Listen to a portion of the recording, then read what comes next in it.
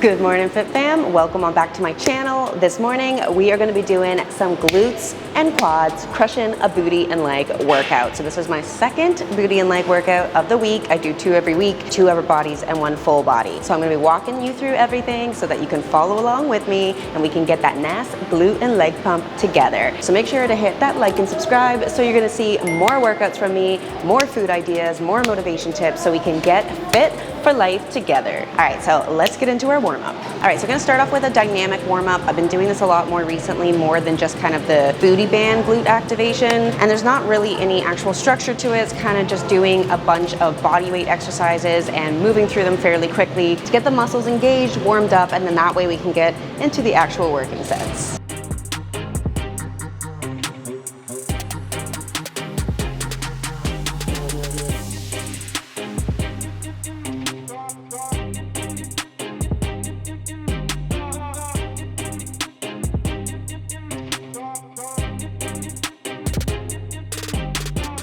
All right, and barbell squats is gonna be our first exercise. We're just gonna do one of those empty with the bar only.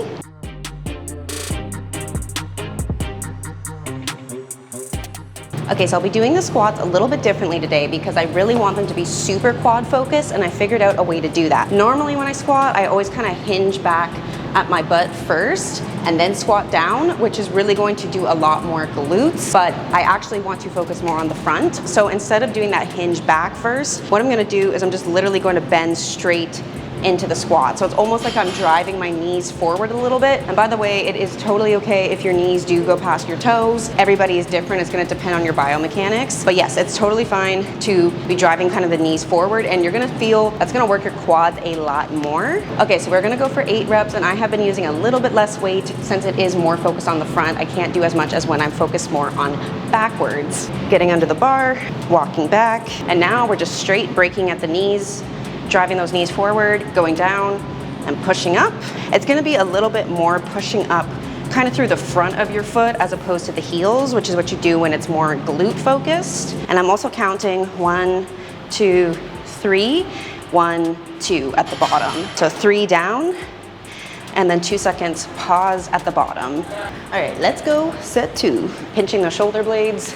Now, bending at your knees, driving forward, 1, 2, 3, down, 1, 2 at the bottom, push up.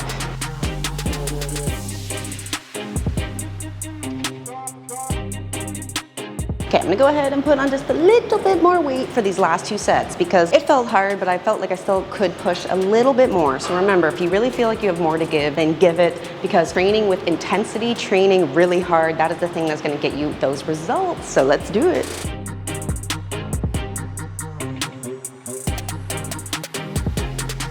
All right, so next up, we are gonna be doing some Smith machine deficit reverse lunges. So I really love doing reverse lunges on the Smith machine just because you can get really nice and low. You don't have to feel unstable with your balance. And then we're gonna have the deficit just to help us get even lower and really hit that little glute ham tie in here. So let's get into it. So you're just gonna take a little barbell plate, put that on the ground in front of you. All right, now make sure you're using heavy enough weight to really challenge yourself. I got 35 on each side. And then taking a big step back, all the way down, push up through the front heel here.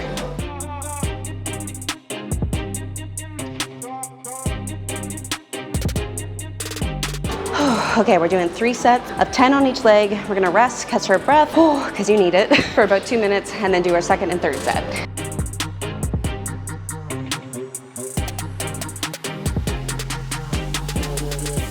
All right, next up, we are gonna be doing some dumbbell sumo deadlifts. So you're just taking 1 dumbbell, make sure it is pretty heavy, and then you're gonna be taking a wide leg stand, grabbing that dumbbell between your hands, and then pushing your butt back here. So kind of sinking into your heels, and then you're gonna be pulling up and back down. And I want you to go nice, slow, and controlled. So 1, 2, 3, down, 1, 2, 3, up. And by the time you have done about 12 to 15 of these, you are definitely gonna be feeling it.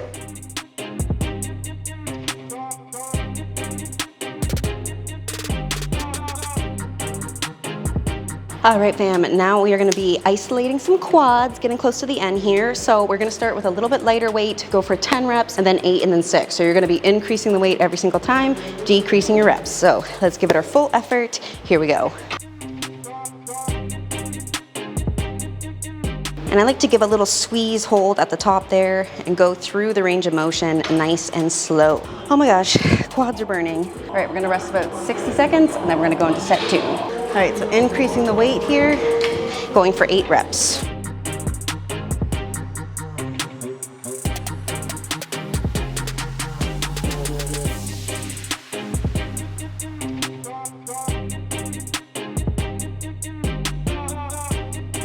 All right, so our last exercise is gonna be some 45-degree hypers. It's really important with this one, make sure this is actually set low enough. So the right position is gonna be where the cushion is a little bit below your hips. So that way you're gonna be able to bend all the way, no problem, without this getting in your way. You're gonna pick some kind of weight. It can be a dumbbell, it can be a kettlebell like I have, or a barbell plate. And then you wanna tuck your shoulders in like this, okay? So none of this flat back. We wanna be rounding our shoulders, grabbing the weight. And then I want you to really lift from your hips. So lifting from your hips and glutes, and really have that muscle-mind connection, that is what is lifting your body up. And that way you're really gonna feel the contraction here. Grabbing our weight, tucking our shoulders in, and now lifting from the hips, and almost think you're pushing your hip bone into the cushion here. And then when you come to the top, you're gonna squeeze and hold for 2 seconds, and back down.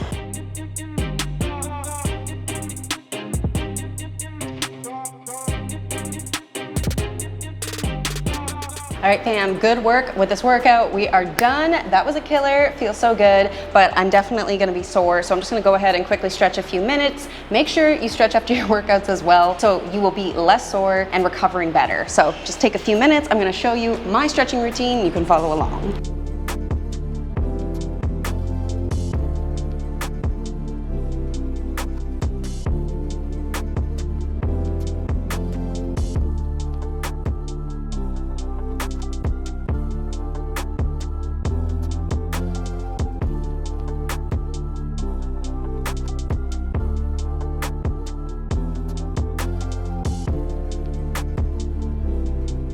All right, I'm back home, and I'm actually just going through my Fitness Pal and organizing my food for today, and just making some tweaks. I definitely tend to make very similar meals every single day, but then sometimes I maybe will swap out certain ingredients. So I just like to take a moment and actually go through everything, make sure that the amounts are correct to guarantee that I'm actually hitting the macros I'm supposed to be hitting to reach my goals. So I'll also just give you guys a little bit of an update. So I know I talked about in recent videos that I was planning to continue cutting for another 8 weeks, which would have been 16 weeks total after doing my first 8 weeks of a cut, which went really well kind of until the end, where I was starting to get pretty hungry, which is something that can definitely happen when you're cutting, since you are technically in a calorie deficit. So usually at the beginning, you're still gonna feel really good, not hungry yet, you're gonna have a lot of energy, but towards the end, since you technically are starving your body a little bit, you're gonna start to notice that your energy's going down, your hunger's going up. And honestly, I just felt kind of tired of it all, especially after Christmas, where I was a bit off and I was just kind of eating whatever I wanted for a few weeks with my family, all good. But then it just got me thinking that, you know what, I actually don't think I am that interested in really cutting right now. I think that I am lean enough. Sure, I would like to still lose a little bit more body fat, just a little bit kind of under the butt and on the thighs, which is the really stubborn part for me. I lean out really easily on my upper body, but my legs and booty, that's the hard part. But yeah, it kind of just got me thinking that I was not enjoying how kind of difficult the cutting was feeling. And I know sometimes you do have to kind of just accept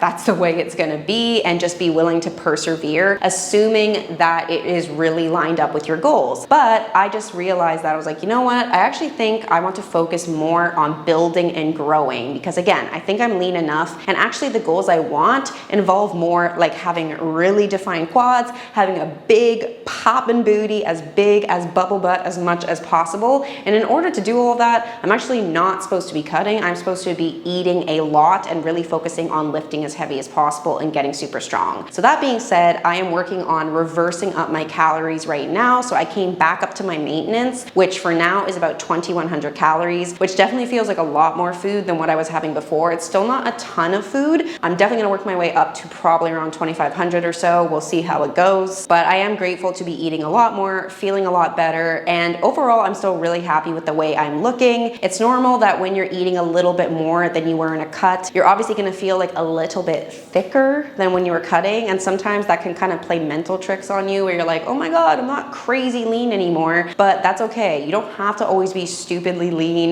It's a little bit of give and take. If you wanna build and grow, you're gonna feel a little bit thicker at times. So what I'm gonna do is I'm gonna take a couple of months really focusing on bringing up my calories, getting really strong and putting on some muscle. And then I think I'm gonna take just short little cutting phases here and there, because I think a really long cut is just not something that I wanna be doing right now. So focusing more on like maybe a 4-week mini cut or an 8-week cut like what I just did recently. And that way just trimming down the fluff a little bit that I'm going to inevitably have while I'm focusing on gaining muscle. So anyways, just wanted to give you guys a little update there. But anyways, I'm gonna get into my breakfast here, my post-workout meal, which is so delicious and takes like 2 minutes to make, which of course is my protein oatmeal. So I'm gonna do rolled oats, milk, chocolate protein powder, banana, and raspberries. It's so freaking good. And then I'm gonna show you everything else that I'm eating today.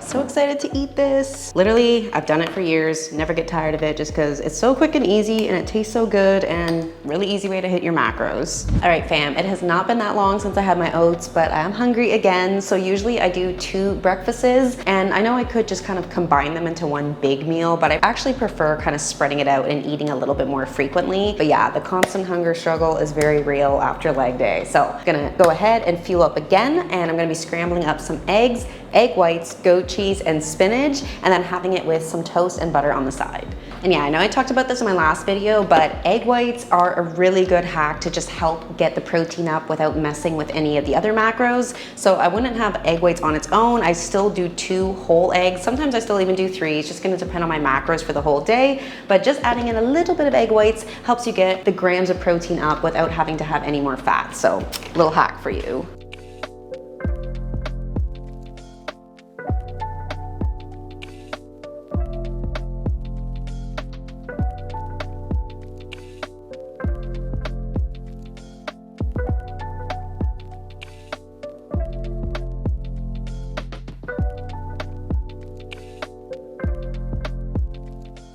And just another little tip, I always weigh my bread to the gram as opposed to going by what the bag says, because it'll say like 2 slices, but 1 slice can end up weighing a lot less than another. So just to have really precise macros, I actually like to weigh it to the gram and track it to the gram.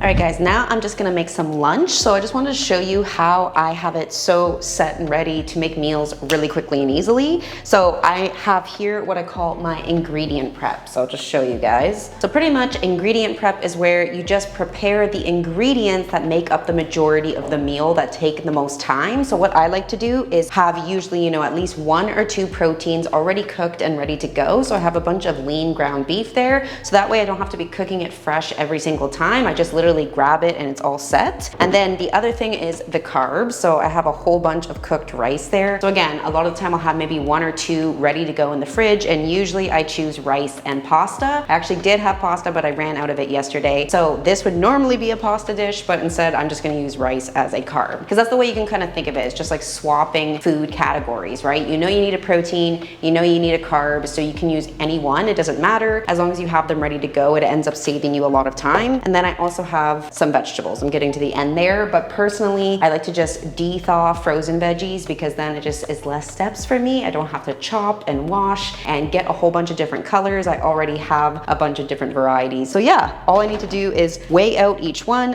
throw it in the pan, and then just add the sauce on top to give it flavor. So I'm gonna be using just a pasta sauce because again, I was doing pasta yesterday, but I ran out of it. So I'm just gonna do exactly the same, but with rice instead. So let's make it.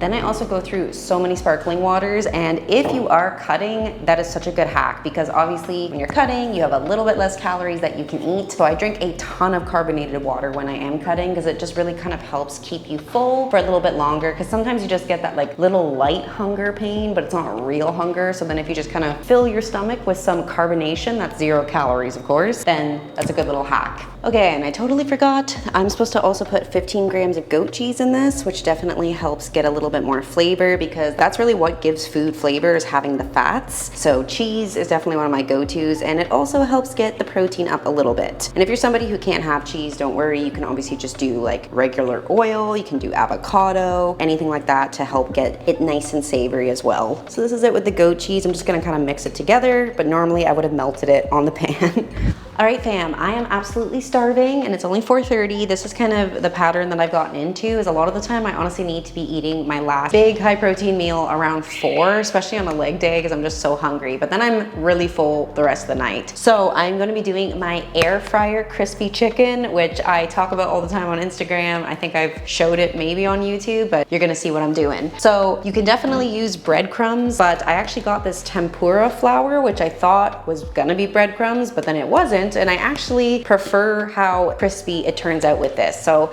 that's an option, but if not, you can just do breadcrumbs. So we're just gonna get this set up here with the air fryer. All right, so I use scissors to cut my chicken, which I know is kind of weird, but I actually like it. And then one hand doesn't get dirty. Doesn't need to be anything too special, just kind of cutting it into smaller pieces.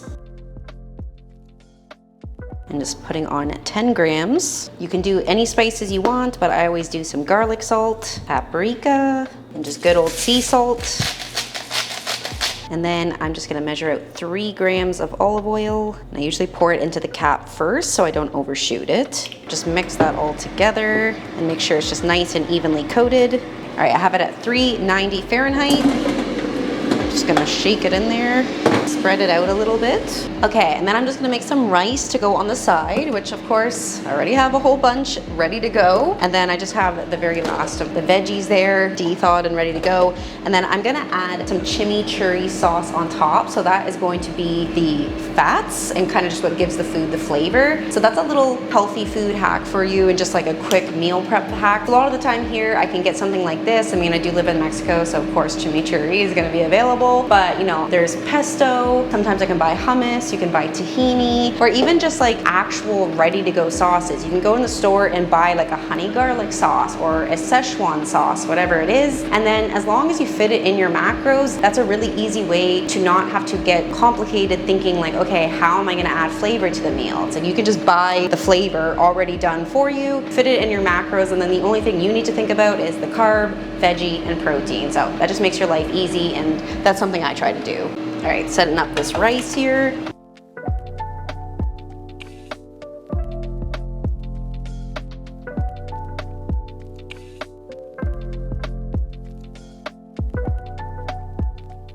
All right, let's check out that beautiful chicken. Oh my God, so perfectly crispy. I'm so excited. So then I just add a little bit of goat cheese and ketchup on top of the chicken, which I know maybe sounds kind of weird, but it honestly tastes so freaking good. So you gotta give it a try.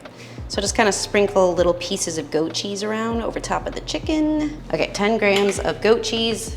And now just some ketchup on top. And I'm right about to run out because I use so much since I eat this every single day. So I definitely need to get a new bottle tomorrow. All right, friends, that is it there. There would normally be more ketchup, but I ran out very sadly, which is gonna kind of affect it, but it's still gonna be good. And then all this chimichurri rice, and that is gonna be the last meal of my day. I'm just gonna have a tiny bit of bone broth right before I go to bed. This is something I've started doing just to get more collagen in for the skin. And then also it does give me a little bit of protein, even though I'm getting more than enough with what I'm eating in a day, but that's the last thing I'm gonna have today after this dinner. All right, fam, it is sunset time. I pretty much always go out sunset just to get outside. It's so beautiful here. Go take in the views, refresh a little. But then, yeah, I was like, you know what? I actually really feel like going for a little swim. So, got on my swimsuit, and yeah, just gonna head to one of the beaches here and get a little dippity dipping.